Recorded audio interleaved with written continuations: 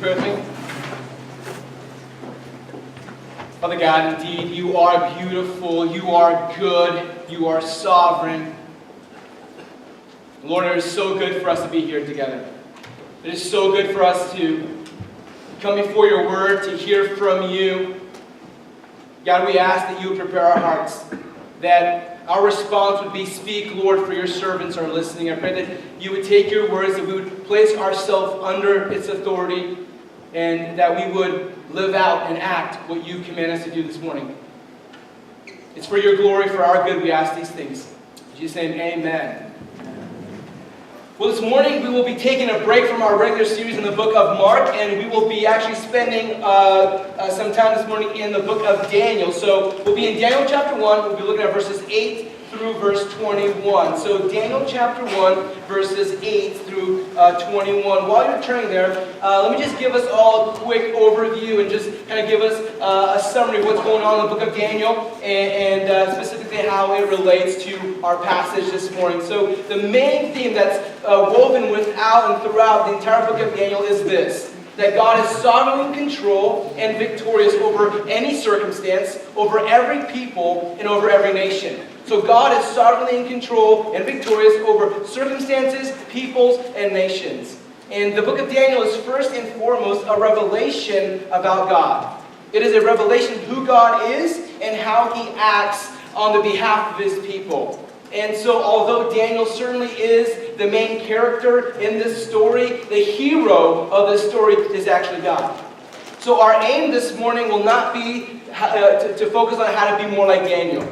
I will not dare you to be a Daniel, okay? Our focus will be on the one on whom Daniel's focus was. And our gaze will be on the one on whom Daniel gazed on. And so our gaze will be on God's faithfulness to provide for his people.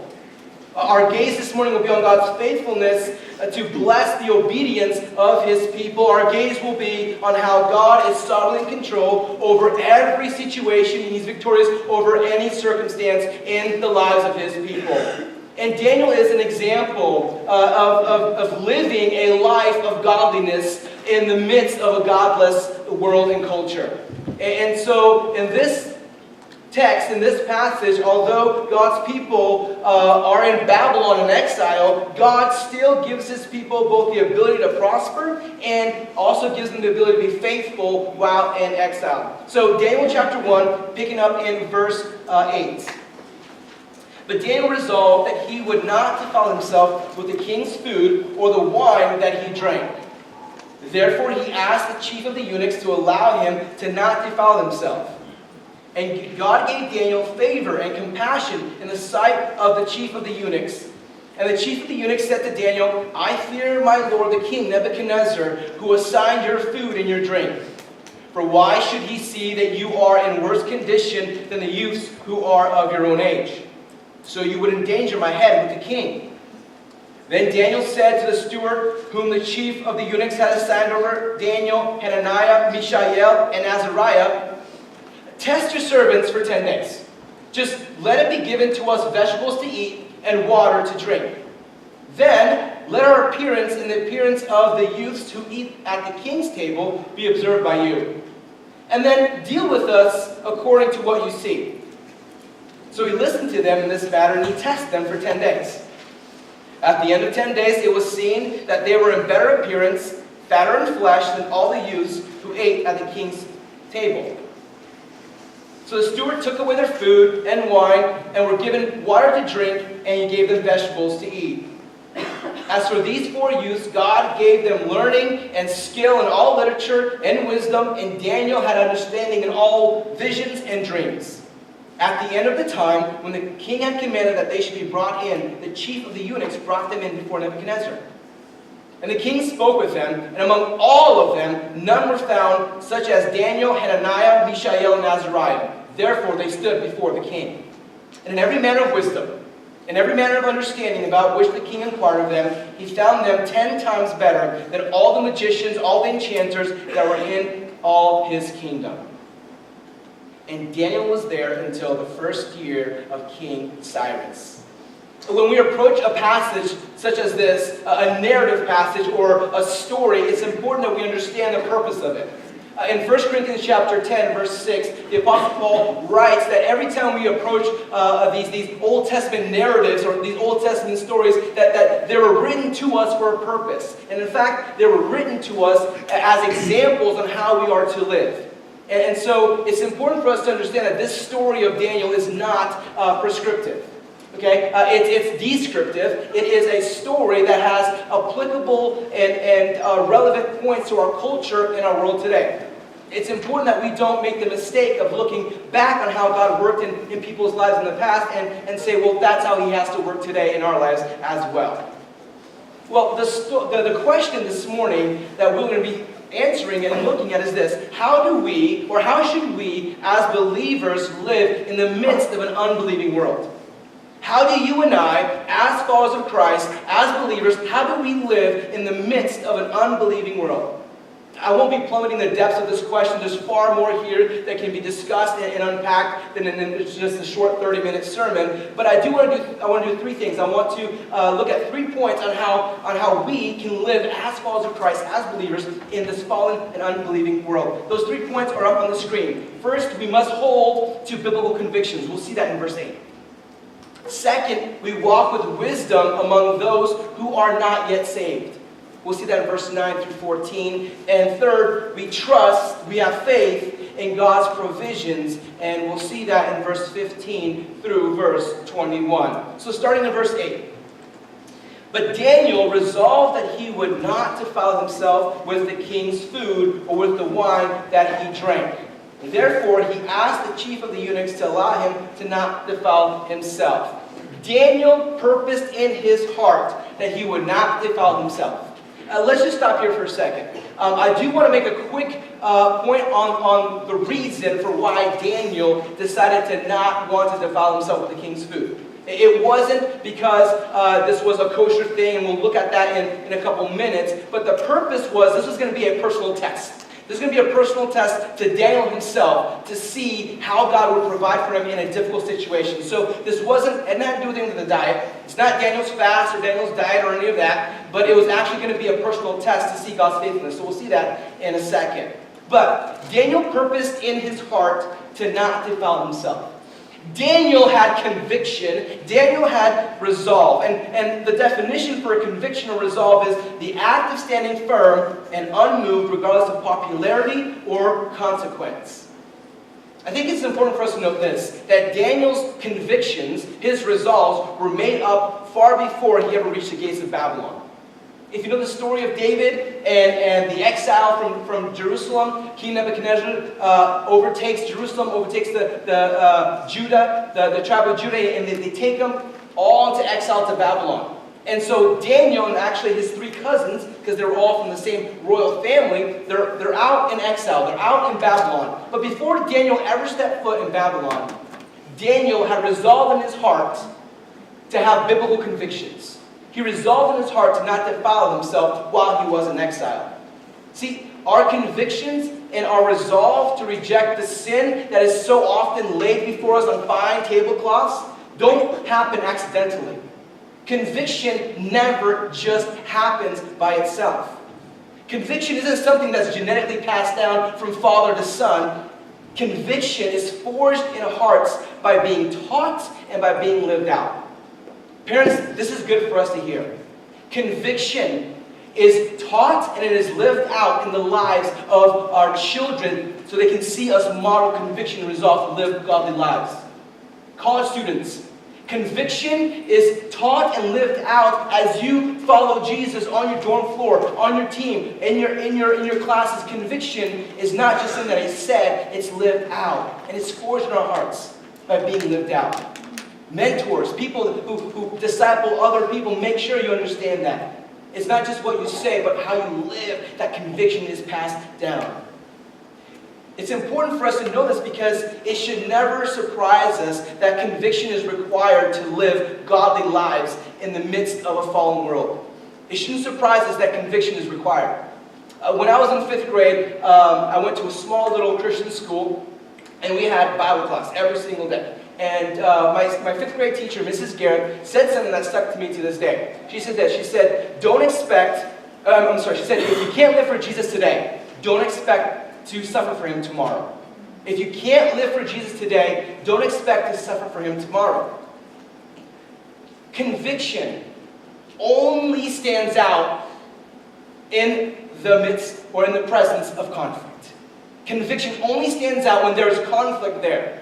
Settle godly convictions early, because God's ways will almost always conflict with the ways of this culture. Now, where are some ways that perhaps in our lives we see this conflict occur? Where do we see this pull where we need to stand firm on biblical convictions and on godly resolve, to have godly resolve? I think one area is loyalty. And what I mean by that is who am I ultimately loyal to? Do I have the fear of man? Meaning, my desire is to think and to act in a way that other people would like me, or to please other people. Or is my loyalty ultimately to God? That I have a fear of God that is greater than the fear of man. There's a great book out there called When God is Big and People Are Small, or When People Are Big, God is Small. And so, where is our loyalty? Where is our conviction in that? Who are you loyal to is really the question. In morality, does God alone have final authority over what is right and wrong in my life? Who am I going to go to that has final authority over what I decide is going to be right or wrong? Do I decide that? Is that up to me? Do I have the moral code? In finances, in relationships, whether you're single, you're married, with friend groups, at work, as followers of Christ, I think that there are two really maybe primary convictions we need to have that really permeate and go into all other areas of our lives. First is this, that we need to have the conviction that God is in control over everything, over every situation, and God can be trusted. That ultimately we're convinced, and we have the conviction, the resolve, that God is in control and he can be trusted. The second is that God's way is the very best way for me to live my life. That God created us, that God created me, and God has something to say on how I live my life. That's got to be a conviction. You have to make that resolve in your life if you're going to live a life of godly conviction. So, maybe you're asking yourself, how do I then grow in my conviction? Maybe I have some, but really, where and how do I grow this conviction in my life? And I would say, biblically speaking, when we see here, I think it's important for us to just be honest where we're at. And not pray prayers that sound great, but really are kind of hollow and empty. And admitting, God, this is where I'm really struggling. God, this is where I'm at. God, I'm really loyal in some areas, but in other areas, I really am not loyal to you. I think that's a great place to start for us. And trust that God's way to live is the very best way for you to live. That God wants us to live lives that are full, that have purpose, that have meaning, and that, in fact, the author of life is the one who should help us understand how life is to be lived fully, step by step. Small step by small step. When we obey Jesus in those things, when we walk with Christ in the small things, then we'll be able to be sure to stand with him in the big things. I love the poem that Jonathan Edwards wrote on his 20th birthday in his journal. He wrote this. He wrote, "Resolve never to do any manner of thing, whether in soul or body, less or more, but what tends to the glory of God.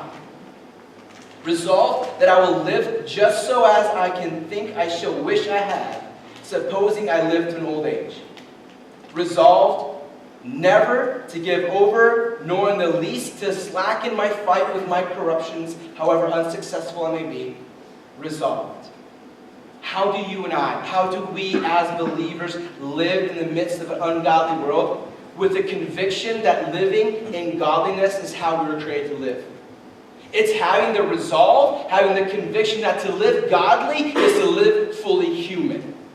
That's the first step. That's the first point in Daniel chapter 1. So, second, we walk with wisdom among those who are not yet saved. Starting in verse 9 to 14. "And God gave Daniel favor and compassion in the sight of the chief of the eunuchs. And the chief of the eunuchs said to Daniel, 'I fear my lord the king, who assigned your food and drink. For why should he see that you are in worse condition than the youths who are of your own age, so you would endanger my head with the king." Then Daniel said to the steward, whom the chief of the eunuchs had assigned over to them, "Test your servants for 10 days, and let them be given vegetables to eat and water to drink. And then let our appearance and the appearance of the youths who eat the king's food be observed by you, and then deal with us as according to what you see." It's important to see here that God had given Daniel and the three favor and compassion with Ashpenaz. Historically speaking, we know who the steward's name was. We know that the chief of the eunuchs' name was Ashpenaz. He was the chief eunuch for Nebuchadnezzar. And so God had given to Daniel and his three cousins, his three relatives, favor, meaning that this guy really liked these four guys. This chief eunuch really, Daniel and his three buddies kind of grew on him. Daniel and his three friends they made a request to have their diet changed and to not defile themselves, and immediately their request is denied. However, did you pick up in the text that God was clearly at work in the heart of Ashpenaz? God was working, God was giving favor to Daniel and to his three cousins in this guy's life. Daniel didn't just blow up that favor. You see, because I think Daniel reflects here the heart that God has for those who are not yet saved. That in God's heart, God's desire is to win hearts and souls, not just arguments. I think that's very important for us to pick up and for us to think as we try to live within this ungodly and fallen world, that God's heart is for souls, not just to win arguments. And how do we walk with wisdom towards those who are not yet believers? I think this passage gives us three ways. One, I think it's important that we understand the God of this culture, that we understand who or what culture ultimately worships. What's important to our culture?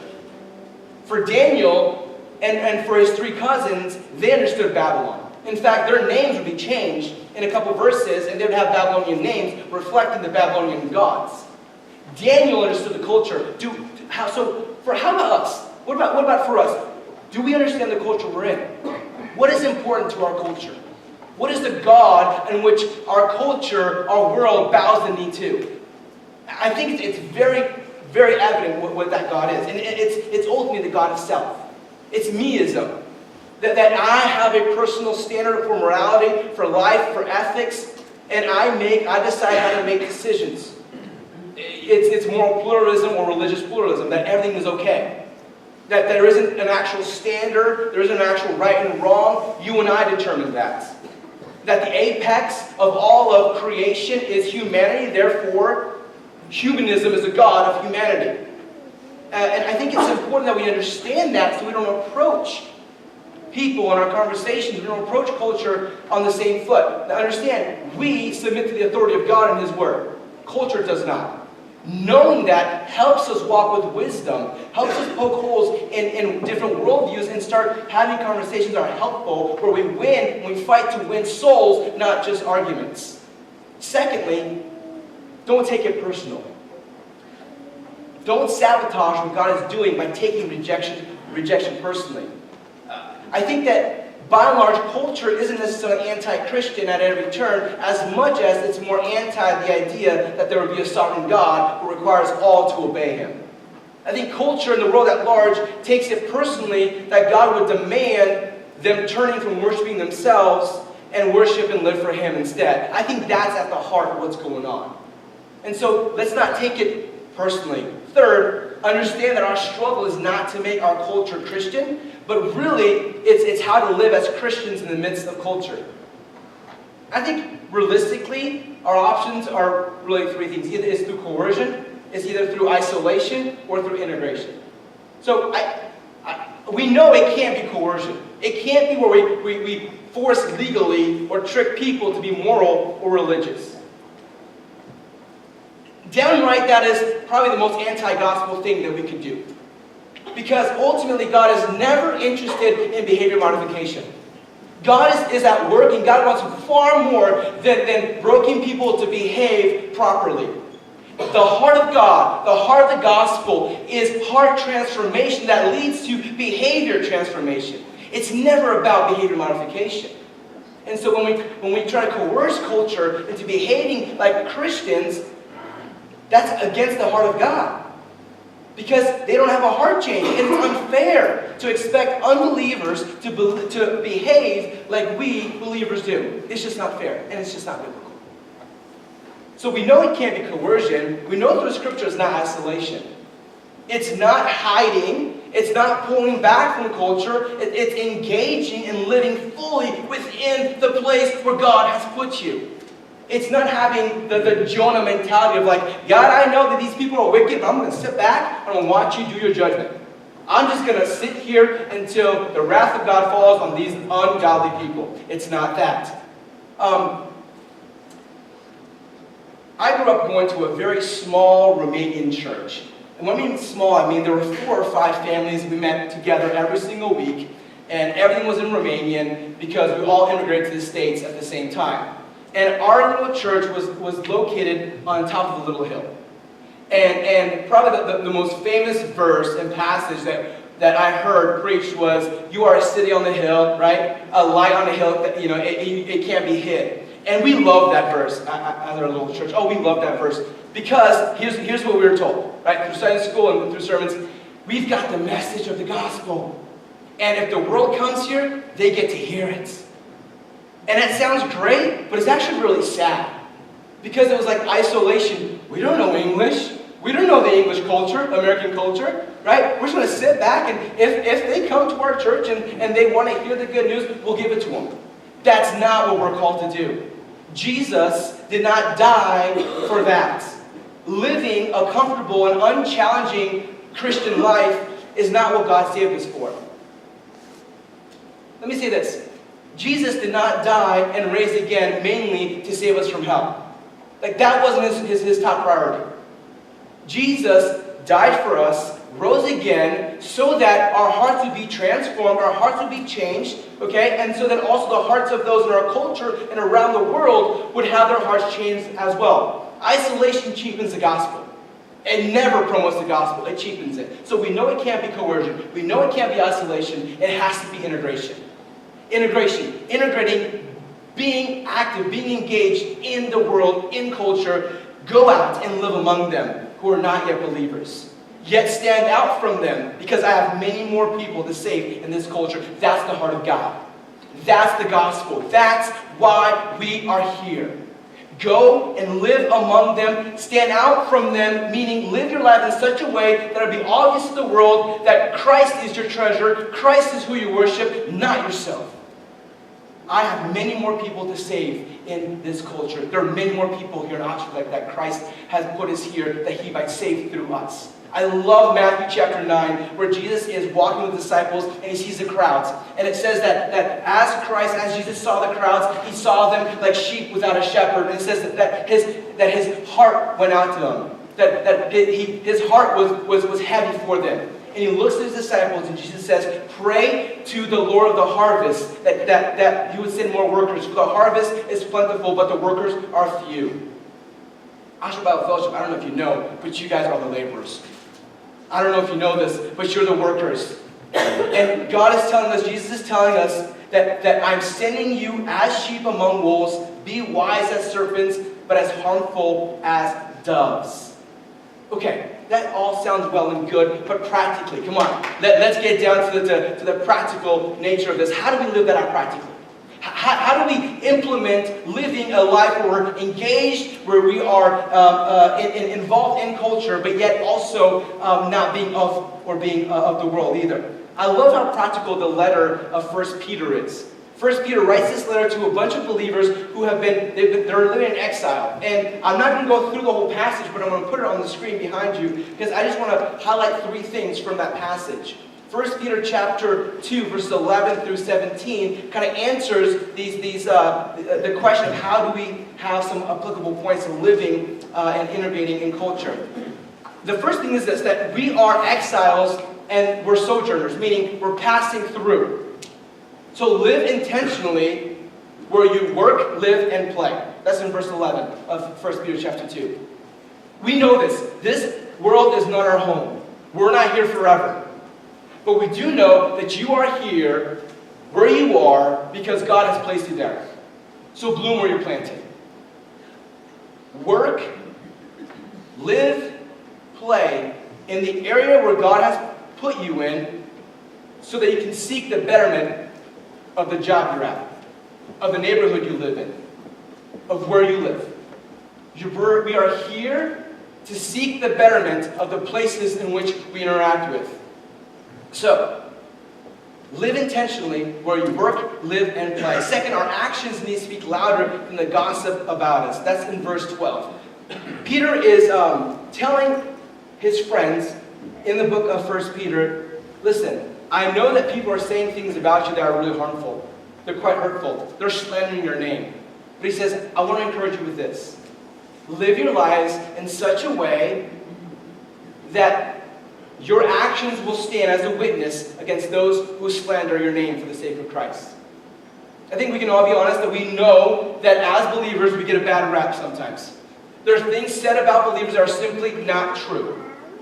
There are things that are said about Christians that we know are just hurtful and they're harmful. And Peter's saying, you want to know how to engage culture? You want to know how to live in such a way that you're actually part of the world but not of it? Live your life in such a way that your actions ultimately will be the proof that you were right. That God's way is the best way to live. Don't live your life trying to combat those slanders, but live your life in obedience in such a way that your actions will be proof. Your actions will stand witness. And this is interesting because Peter actually addresses the political climate of the day. And I think it's really applicable to us as well today. Peter is writing to his friends and he says, show appropriate respect and speak graciously about those who are in authority over you. Peter says this is God's will for you politically. You want to know what God's will for us politically is? That we would pray for and show appropriate respect for those who are over us, regardless if we agree with them or not. If God's word is telling us to not speak evil of emperors, kings, or rulers, when Nero was executing Christians and Peter himself would be crucified upside down, I think it's safe enough for us to assume that today in 2018, we should show respect to appropriate respect to elected officials, even when they pass laws or stand for things that we just vehemently disagree with. By doing that, we're showing a watching and unbelieving world that our allegiance is first and foremost to Christ, but that our desire is to live at peace and to live for the betterment of the town, of the city, of the country. So how do we do that? How do we live practically? Peter sums it up in verse 17 where he says, honor everyone, love the brotherhood, fear God, honor the emperor. Why? Why does Peter say that? Because always the heart of God is for the redemption of the lost. And I want to remind us all, remind us all, guys, that was us. We were lost, but God intervened. God's heart is always for the lost. Live your life, integrate your life into culture in such a way that by working for the betterment of your town, by working for the betterment of the company you work at, working for the betterment of Miami, wherever you're at, you will live in such a way that your actions will prove to the world that you are loyal to the King, that you are there to be used by God for His glory and for the redemption of their souls. How do we live in a world that is fallen? By walking with wisdom and intentionality towards those who are not yet in the family of God. Third point. We trust, we have faith in God's provision. Verses 15 through 21 in Daniel. At the end of 10 days, it was seen that they were better in appearance and fatter in flesh than all the youths who ate at the king's food. Let me just stop there. That's an awesome diet, right? Like after 10 days, they looked better, they were wiser, like the whole fatter in flesh, I got that by myself, I'm good there. But smarter, wiser, understanding, ability to interpret dreams, that's amazing. As believers, we need to trust that God will bless our obedience to Him and that He will always come through. That we trust, we have faith in God's provisions for us no matter the circumstance. A mentor of mine once told me and gave me the definition of faith being this, that faith is either God comes through or I'm through. That's a very simple definition of faith. But in these three sections of this passage, we see that God is the God who provides. You want to know who God is? God is a provider. God is Jehovah Jireh. God is the God who provides favor in verse 9. God is the God who provides nutrition in verse 15. God is the God who provides wisdom and understanding in verse 19. Let's take a little look at this diet, though. It says 10 days, all they ate were vegetables, and all they drank was water. Why? Why did they ask for that test? Why didn't they reject the king's clothing? Why didn't they reject being groomed in the Babylonian way where they had this big old goatee and that's about it? Why the diet? Why the food? And I think the motivation for the test was to show that God is in control. God is present, and He would be victorious over any circumstance, over any challenge that they face. And so this test was very private. It was not public. This test, this 10-day fast, if you will, was going to be for 10 days, and the only people who knew about it were Daniel, Hananiah, Mishael, and Azariah. Right? So just those 5 guys. And so it was not going to be motivated by being kosher. They already broke all the kosher rules of the being among Gentiles, sleeping in the same area as other Gentiles, right? It wasn't political. It wasn't a popularity contest, and it wasn't a food strike. This was a private test that Daniel and the 3 asked the steward to oblige them. Why? Because by refusing to eat the meat that the king provided, by refusing to drink the wine that the king provided, it proved it was not Nebuchadnezzar, it was not Babylon, it was not the steward, it was not anyone else but God responsible for their health and for their knowledge. Only God could do that. Babylon would take credit for their health. Daniel knew that. But he also knew that it was only God who increased their health. Babylon would take credit for their knowledge and wisdom, but it was God who gave knowledge and wisdom beyond their natural abilities, and Daniel knew that. This was a personal test because it proved and it showed God's presence with them and that He provided for them. And it caused them to succeed, but also build trust. It built confidence upon that conviction that Daniel had. And here's the truth that I want us to hold on to, and I hope this comforts your heart. I hope this is just going to provide just an encouragement to your heart, to your soul. It's this, that God will always reward our faith and our trust in Him. Hear this, God will always reward our faith and our trust in Him. And so many times it might not be the way we think it needs to look. But God will always, hear me, God will always reward our faith and our trust in Him. Because God is ultimately always in control of everything. He orchestrates events and circumstances to allow us to see His provisions for us in moments where we have nothing. Where we are helpless, God says, I'm the God who provides. When we're powerless, God says, I'm the God who has power. This beautiful story of George Mueller. I don't know how many of you know George Mueller or read about him, but George Mueller was a pastor in London, England, and he felt called by the Lord to start an orphanage. And there are about 10,000 orphans that went through his orphanage, and there's this account, this story of one morning, George wakes up and the cook says, George, the kids are all dressed, ready for school, but we have absolutely no food. We have nothing to feed them. So George says, okay, get all the kids sitting. 300 kids were sitting in the dining hall. He says, I'll be there in a second. George sits down at the table, folds his hands, he prays, thanks God for the food that they're about to receive. After a couple awkward silence, of just minutes of silence, waiting, there's a knock on the door.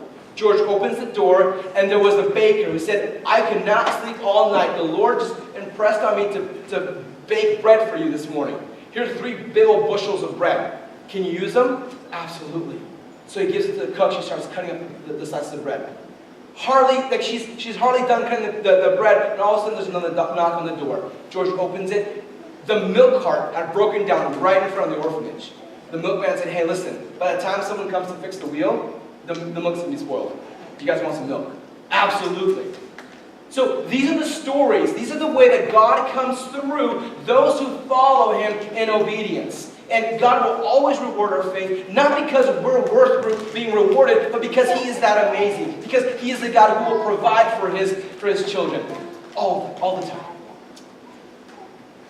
God's provision for them on that day, for Daniel and for his 3 cousins, gave them the confidence for trusting God to provide for them in the future.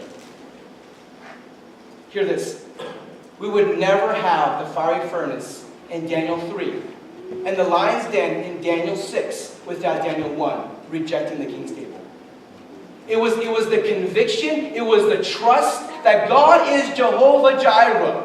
God is the God who provides. That gave Daniel the confidence, gave Hananiah, Mishael, and Azariah the confidence to not bend the knee in Daniel 3. It is that confidence that God provides that gives us the ability to live a life of godliness in the midst of a godless society, in the midst of an unbelieving culture. That is our assurance. God will never break His promise. God is a God who makes promises. God is a God who keeps His promises, and you can bank on that. That's what Daniel chapter 1 is telling us. Verse 21, I absolutely love the way that this chapter ends. Verse 21. And Daniel was there until the first year of King Cyrus. Why this is important? Because King Cyrus was in Babylonia. Nebuchadnezzar came and he died. Nebuchadnezzar's son, who can't pronounce his name because I'll butcher it, that guy lived and he died. Then came another guy. That guy lived and died. And then here's Cyrus. Daniel outlived all of his oppressors. Daniel lived a life of obedience in conviction, in wisdom, and in faith, and it led him to outlive all his captors. Again, we can't take that and say, well, I'm going to live longer than my boss at work because, man, he or she's really impressing me. Okay? But what it is saying is that by obedience, God provided, and God was there with Daniel every step of the way. God will be victorious. Whether in life or in death, God will ultimately be victorious in our lives, and His call is for us to trust Him. Let me conclude with this. Daniel is a story about a boy at odds with the culture he found himself in. And he tells the story of how God's faithfulness and His victories held him and led him while he was in exile. You and I are at odds with culture. You and I are at odds with the world we live in, and that's a good thing. Because we're supposed to be. So, just like this story of Daniel is not about Daniel. This story is about God. God orchestrated and God made sure that Daniel was born for such a time as that. Hear me.